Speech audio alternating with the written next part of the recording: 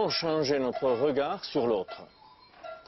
L'autre n'est pas quelqu'un de gauche, l'autre n'est pas quelqu'un de droite, mais l'autre est quelqu'un qui a la même capacité que moi de réfléchir aux problèmes qui se posent à nous. C'est ça la méthode. C'est accepter que des gens très très différents ne se rendent pas compte qu'ils ont beaucoup plus de choses en commun qu'ils n'ont de différences. Et c'est là-dessus qu'est la méthode de François. Ce qui me plaît chez François Bayrou, c'est que c'est un homme de terrain. Il a bien compris les interrogations des chefs d'entreprise et de l'autre côté, les problèmes que les salariés pouvaient rencontrer.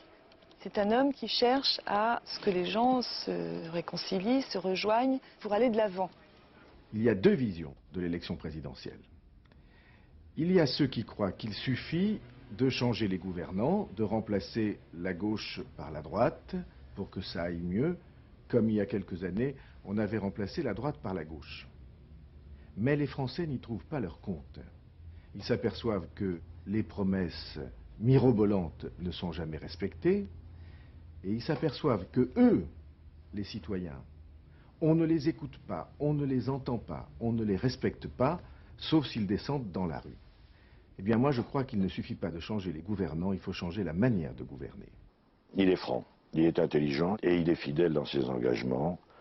Il en a fait la démonstration en renonçant au microcosme parisien pour rester comme il s'y était engagé au Parlement européen. Il a un discours vrai. Quand il faut dire non, il sait dire non. Quand il faut dire oui, il sait dire oui. Et c'est quelque chose de nouveau. Et il faut toujours s'intéresser aux gens qui ne font pas comme les autres. Je voudrais vous dire les trois directions qui me paraissent s'imposer.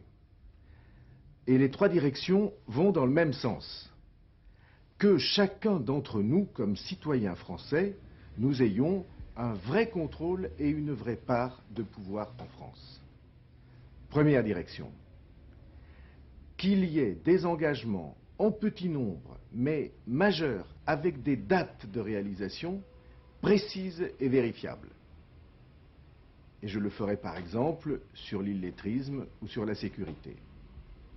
Deuxièmement, que pour tout ce qui concerne notre vie de tous les jours, le pouvoir soit un pouvoir proche, qu'on puisse le saisir et l'interpeller quand les choses ne vont pas, et qu'ils doivent rendre des comptes si les résultats ne sont pas à la hauteur.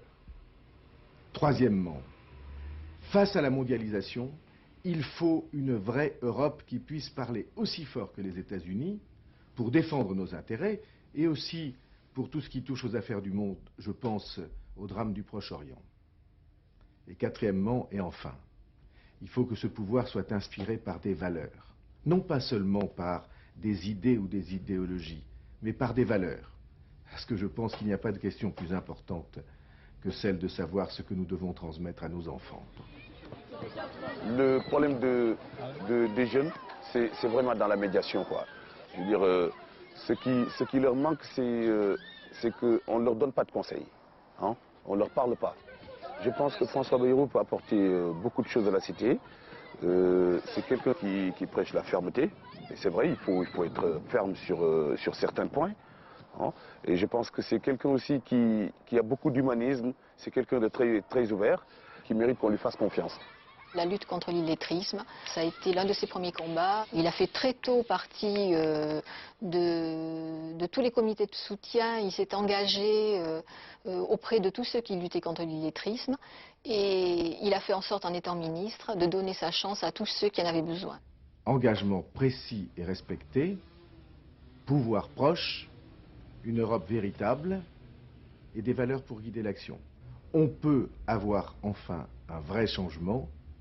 Et ça commence le 21 avril.